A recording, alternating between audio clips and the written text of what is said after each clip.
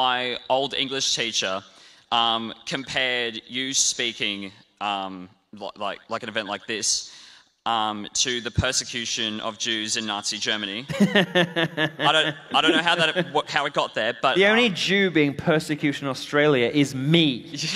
Exactly. So anyway, my question is, in a debate, how would you go about arguing against a false equivalency?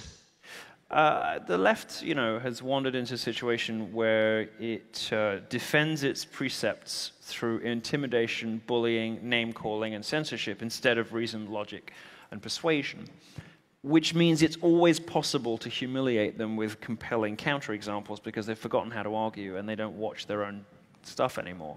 So when somebody comes to me and says, what you do is crass and crude, it makes me uncomfortable. Andrew Bolt, who hosted 2 of the shows in Ross's place, said, you were telling some jokes, and I called my wife. I said, shall I walk out? I was very uncomfortable. And I don't blame him for that. It's not, his style and my style are very different, and you don't have to like every joke I make or whatever.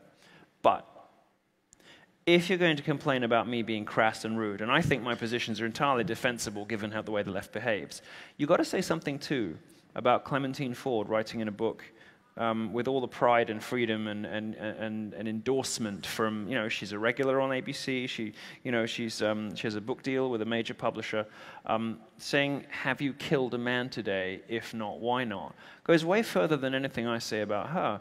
And to say nothing of the allegation stuff I talked about earlier. And then, if you really want to moan about me being, telling jokes you don't like, or, those indigenous jokes go a bit far, what do you have to say about the left throwing rocks at police officers and beating up journalists? The left constantly provides us with examples of its own horrific hypocrisy. And that really is all that's required to win, because you need only provide 1 or 2 of those examples, and you'll quickly find yourself ushered out of the room or asked to change the subject.